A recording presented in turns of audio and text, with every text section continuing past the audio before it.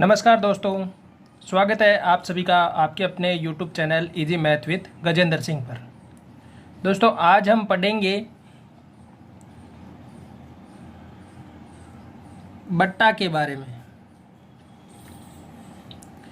बट्टा में यह हमेशा लगता है एक तो अंकित मूल्य पे, या हम इसे कह सकते हैं कि ये किस पे लगता है, सूची मूल्य पे। बट्टा हमेशा किस पे लगता है, अंकित मूल्य या सूची मूल्य पर। सूची मूल्य भी वही हो गया, मतलब एक लिस्ट है, लिस्ट का जो मूल्य लगा रखा है, या फिर अंकित मूल्य भी वही होता है जो सामान पे लिखा हुआ रहता है। आपने कभी कोई चीज़ खरीदी होगी, पैकिंग चीज़ पे अपन ने देखा होगा जो रेट लिखी हुई होती है वही क्या होती है, अंकित मूल्य होती है। तो बट्टा हमेशा किस पे लगता है, अंकित मूल्य पर या सूची मूल्य पर। अब बट्टा कहते किसे हैं, बट्टा का मतलब होता है छूट। अपने को दुकानदार जो छूट देता है उस छूट को ही क्या कहते हैं, बट्टा कहते हैं। या हम कह सकते हैं कटौती। अगर कोई दुकानदार आप सामान लेने जा रहे हो और वह अपने को क्या करता है कि जो सामान का मूल्य है उसमें मैं आपकी 10% की कटौती कर देता हूँ या छूट दे देता हूँ, तो वो 10% क्या हो गई, बट्टा हो गई। हमेशा लगता किस पे है, अंकित मूल्य पर या सूची मूल्य पर।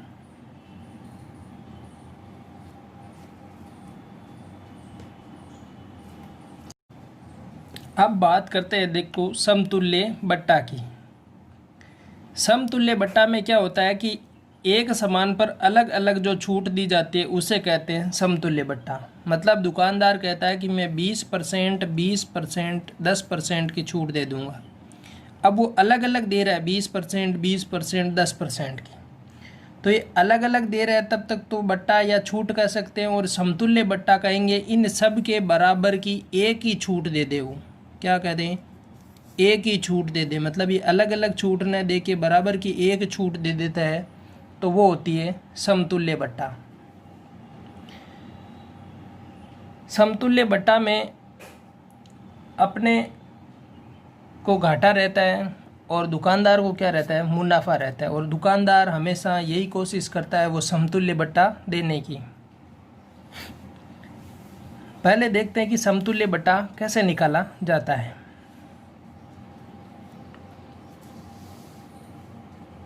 अभी मैंने बताया आपको कि समतुल्य बट्टा के लिए सवाल ले लेते हैं यही कि 20, 20 और 10 ये प्रतिशत में दे रखा है। 20%, 20% और 10% का समतुल्य बट्टा।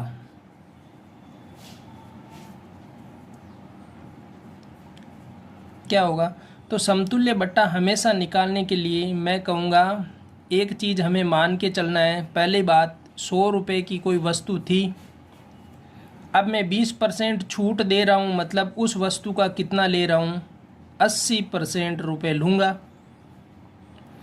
अब आगे जो 80% है उनकी फिर से 20% की छूट देनी है, मतलब 100 में से 20 निकाल दूंगा, फिर से मैं जो पैसे आएंगे उनका 80% रुपये लूँगा।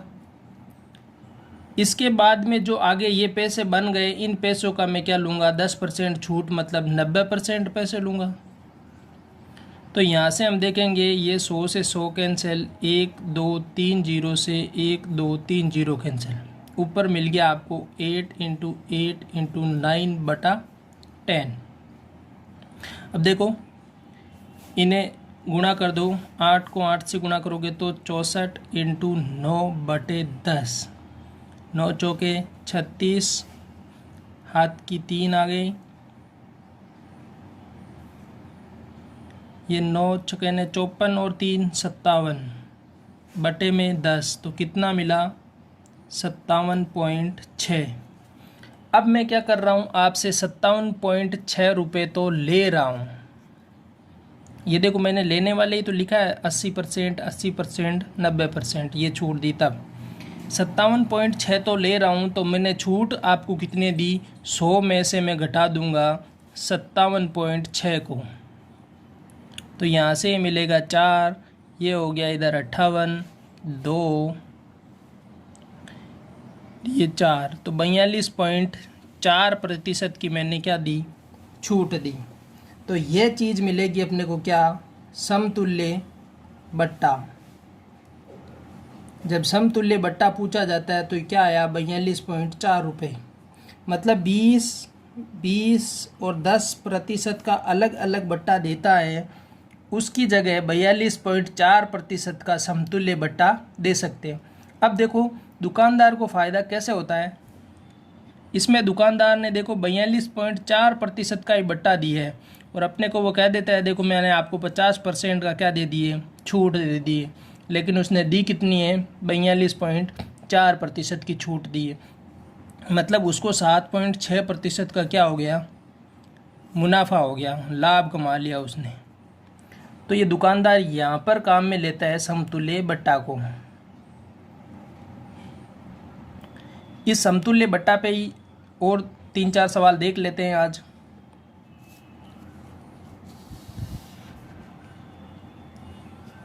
मैं कहूँ आपको कि 30% और 20% का समतुल्य बट्टा,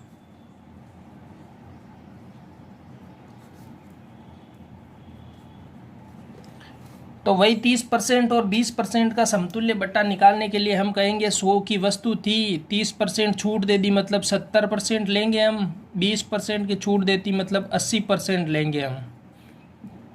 2 जीरो से 2 जीरो कैंसिल, ये 2 जीरो से ये 2 जीरो कैंसिल, 8 सत्ते 56%। मतलब मैंने 56% रुपये ले लिए और 56% रुपये ले लिए तो बचे कितने, 44% रुपये। तो छूट कितनी दी मैंने, 44% की छूट दी है और 56% रुपये ले लिए। दोस्तों एक चीज़ अब यहाँ से आपको निकल के आ रही है, वह चीज़ मैं आपको समझाना चाहता हूँ, जो कि अभी मैंने पहले बताया आपको 20%, 10% और 10%। देखो ये भी 50 हो रहा है और 30% और 20% की छूट दे रहा है तो ये भी 50 हो रहा है। देखो यहाँ से छूट कितनी मिली, 42.4 की, और यहाँ पर छूट कितनी मिली आपको, 44% की। तो छूट ज़्यादा कहाँ पे मिली है, यहाँ पे। तो हमेशा ध्यान रखना जब बट्टा में छूट दी वो दे रहा है, वो जब बड़ा मान होगा तो हमें मुनाफा क्या होगा, ज़्यादा होगा। अगर ग्राहक की बात पूछता है तो बड़े मान में लाभ ज़्यादा होगा ग्राहक को। और अगर सवाल में कह देता है कि दुकानदार को लाभ किस में ज़्यादा होगा, तो दुकानदार को लाभ किस में ज़्यादा होगा, छोटे वाले बट्टा में। अगर संख्या छोटी दी है जैसे 20-20 10 दे दी तो इसमें तो दुकानदार को मुनाफा ज़्यादा होगा। और जब ग्राहक की बात की जाए तो ग्राहक को इसमें मुनाफा ज़्यादा होगा 20 और 30 वाले में। तो हमेशा ये चीज़ ध्यान रखना, जब दुकानदार छोटी छोटी किस्तों में बट्टा देता है तो वह मुनाफा ज़्यादा कमा लेता है। जैसे वो किस प्रकार देता है वो अपन देखते हैं। आप गए एक दुकान पे, दुकानदार ने आपको कहा कि यह सामान कितने का है, तो उसने कहा 1000 रुपये का सामान है। अब वो कहता है कि मैं आपको 1000 रुपये के सामान पे 20% की छूट दे रहा हूँ। तो उसने 20% की छूट दी, तो 1000 रुपये पे 20 की छूट मतलब 80% वो ले रहा है। तो यहाँ से मिला कि वो 800 रुपये ले रहे हैं। तो आपने कहा कि नहीं 800 ज़्यादा है, इस पर और छूट दो। तो वो आपको कहता है कि 20 की तो मैंने छूट आपको पहले दे दी, 10% की छूट मैं और दे देता हूँ। अब वो 10% की छूट आपको यहीं 800 पे ही दे रहे हैं। तो यहाँ से वो कितने ले रहे हैं, 90%, और ये आपको मिल गया 720 रुपये का, वो बोल देता है। अब आप गौर करेंगे, देखो उसने तो कह दिया कि मैंने आपको 30% की छूट दे दी है, 20% की पहले दे दी और 10% की अब दे दी, और 720 रुपये अब आपको देने हैं। लेकिन रियल में क्या उसने आपको 30% की छूट दे दी? रियल में उसने 30% की छूट नहीं दी है। देखो 1000 रुपये की राशि थी और ले कितना रहा है, 720 रुपये। मतलब उसने 280 रुपये छोड़े हैं 1000 रुपये पर, इंटू 100, यहाँ से देखेंगे, देखो 3 जीरो से ये 3 जीरो कैंसिल, कितना मिला 28%। तो उसने छूट तो दी है 28% की और आपको पागल बना दिया, कितनी दी है, कह देता है 30% की छूट मैंने आपको दे दी है। तो अपने को यही ध्यान रखना है, छूट देता है तो उसे एक साथ ही छूट लेनी है, किस्तों में छूट नहीं लेनी है कि वो पहले 20% के पैसे बता देता है फिर कहता है 10% और आगे दे देता हूँ। तो ये चीज़ अपने को क्या करनी है, ध्यान रखनी है। और समतुल्य बट्टा के जो सवाल बनते हैं वो मैं आपसे डिस्कस करता हूँ। एक सवाल ये भी देख लो कि 40% और 30% का समतुल्य बट्टा क्या होगा। देखो आपको ध्यान ये रखना है, सीधा ये मत कर देना कि 100 रुपये की राशि थी उसका 40% और उसका 30%। यहाँ से आप काट दोगे 100 से 100, 2 जीरो से 2 जीरो और यहाँ से मिलेगा 12% और आप गलत आंसर कर दो। एग्जामिनर ये 12% भी ऑप्शन में देगा आपको। वो क्यों देगा, क्योंकि आपने तो बट्टा देखा है कि 40% की छूट दे दी, मतलब पहले मैंने 40% लगा दिया, दूसरी बार में मैंने 30% लगा दिया। यह चीज़ यहाँ गलत हो जाएगी। आपको पहले ये करना है 100 का 40% छूट है, मतलब 60% पैसे लिए, फिर इन 60% पे आगे वो 30% छूट दे रहा है, मतलब आगे 70% ले रहा है। यहाँ से 2 जीरो से 2 जीरो, ये 2 जीरो से 2 जीरो और ये हो गया 42%। 7 छंग 42%, मतलब वो 42% पैसे ले रहा है तो छूट कितनी दे रहा है, 58% की छूट दे रहा है। लेकिन कह कितनी का रहा है कि वो 70% का कह दिया उसने कि मैंने आपको कितनी दे दी, 70% छूट दे दी, लेकिन रियल में वो छूट कितनी दे रहे हैं, 58%। तो समतुल्य बट्टा का यह चीज़ कंसेप्ट है जो आपको ध्यान में रखना है। इस पे मैं अब सवाल जो हम आगे और देख रहे हैं, तो एक चीज़ ध्यान रखना, पहली बात, समतुल्य बट्टा हमेशा किस पे लगता है, अंकित मूल्य पर। जो अंकित मूल्य है उस अंकित मूल्य पर ही समतुल्य बट्टा लगता है। और बट्टा कहो या छूट कहो एक ही बात है। और समतुल्य बट्टा जो है वो सब बट्टाओं का योग, मतलब जो छोटे छोटे बट्टा है उन सब बट्टाओं का एक साथ योग होता है, वो क्या होता है, समतुल्य बट्टा।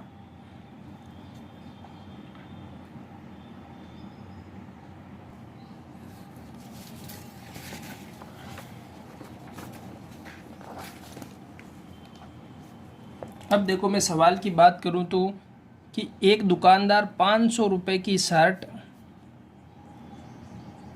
आप लेने गए दुकान पे, 500 रुपये की शर्ट थी, दुकानदार ने कहा यह आपको अंकित मूल्य उस पर 500 रुपये था, आप 440 रुपये में ले जाओ। तो 500 रुपये अंकित मूल्य था, 440 रुपये में उसने आपको कह दिया कि ले जाओ। तो 500 रुपये से 440 में छूट कितनी दी उसने, 60 रुपये की आपको छूट दी। किस पे दी, 500 रुपये पे छूट दी है, इंटू 100। यहाँ से मिलेगा 12, मतलब 12% की उसने क्या दे दिया आपको, छूट दी है। इसमें तो एक ही बट्टा है, अब हम कह सकते हैं कि वो 12% की क्या दे रहा है, छूट दे रहा है, सीधा कह दिया।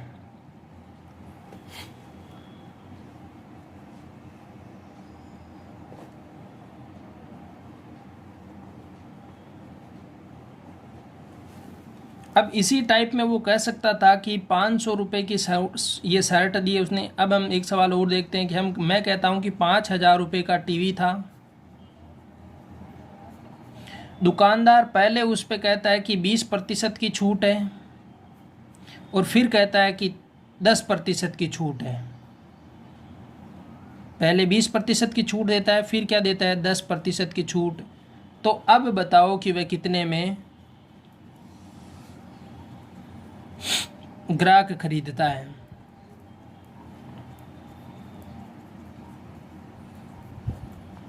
तो 500 रुपये पर देखो 5,000 रुपये की राशि थी, 20% की छूट मतलब 80% लगा दिए उसने, और 10% की छूट मतलब 90% लगा दिए। तो यहाँ से मिलेगा देखो 1 2 0 से 1 2 0 कैंसिल, इन 2 0 से ये 2 0 कैंसिल।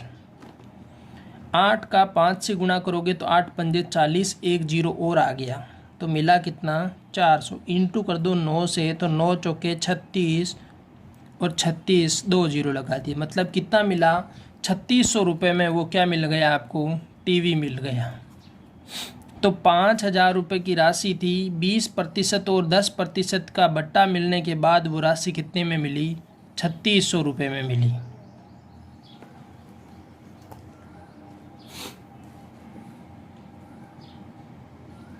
तो समतुल्य बट्टा में यही कंसेप्ट काम आता है।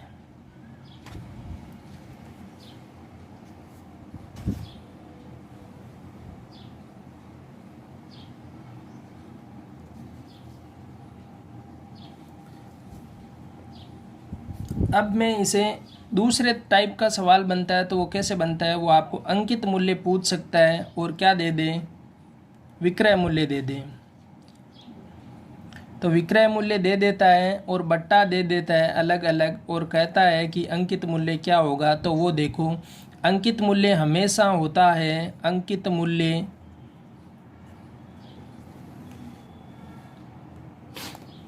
अंकित मूल्य निकालने के लिए इसमें एक रहेगा हमारे पास जो अंतिम मूल्य रहता है, ये वाला विक्रय मूल्य या अंतिम मूल्य। अंतिम मूल्य हमेशा रहता है अंकित मूल्य। अब इसमें गुणा क्या करना है, 100 माइनस बट्टा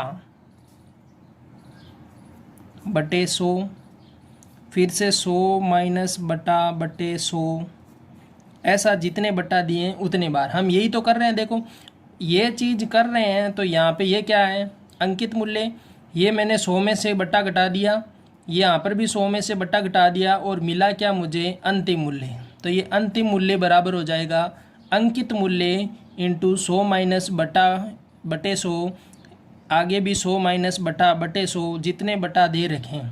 जैसे वो 2 दिए तो 2 बार लिखेंगे, 3 दिए है तो 3 बार लिखेंगे। मैं आपको यही सवाल वापस समझा रहा हूँ इस तरीके से। अगर मैं इसे अंतिम मूल्य दे देता आपको, मैं कहता कि 3600 रुपये में एक दुकानदार टीवी बेचता है, 3600 रुपये में एक दुकानदार टीवी बेचता है, और वह कर्मिक बट्टा देता है 20% और 10% का। 2 बट्टा कर्मिक बट्टा क्या दे दिए, 20% और 10% का। तो बताओ अंकित मूल्य क्या होगा। तो अब अंतिम मूल्य की बात हमने दे दिया, उसने कहा कि बेचता कितने में, 3600 में। तो मैं यहाँ लिख दूंगा 3600 रुपये इक्वल टू अंकित मूल्य हमें निकालना है, तो अंकित मूल्य लिख देंगे। यहाँ कितना 100 में से 20 घटाऊँगा तो 80/100 इंटू 10 घटाएंगे तो 90/100। यहाँ से तिरछा गुणा होगा तो देखो ये होगा 3600 इंटू 100 इंटू 100 बटा 80 इंटू 90। 2 0 से 2 0 कैंसिल हो जाएगा। यहाँ से देखेंगे तो ये 9 का भाग जाएगा 4 बार, 9 चौके 36, 200, और ये 8 का भाग यहाँ से जाएगा, 8 पंजे 40, 50 इंटू 100 मिल गया अपने को कितना, 5000 रुपये। तो उसका क्या हो गया, अंकित मूल्य आ गया हमारे पास 5000 रुपये। तो ये दोनों चीज़ें भी हो सकती है, वह हमें अंकित मूल्य दे सकता है और अंतिम मूल्य पूछ सकता है, या फिर वो हमें अंतिम मूल्य दे सकता है। अंतिम मूल्य हमेशा क्या हो गया, विक्रय मूल्य मान सकते हैं हम इसे, विक्रय मूल्य। तो अंतिम मूल्य या विक्रय मूल्य, अंकित मूल्य या प्रारंभिक मूल्य भी कह सकते हैं। तो ये प्रारंभिक मूल्य भी पूछ सकता है। वो डिपेंड करता है कि सवाल बनाने वाला कौन सी लैंग्वेज काम में लेता है। तो आपको ध्यान रखना है, अंकित मूल्य या प्रारंभिक मूल्य, अंतिम मूल्य या विक्रय मूल्य, दोनों चीज़ें मिल सकती है। बट्टा के स्थान पर वह क्या में लिख सकता है, छूट भी लिख सकता है। छूट या कटौती दोनों चीज़ें लिख सकता है।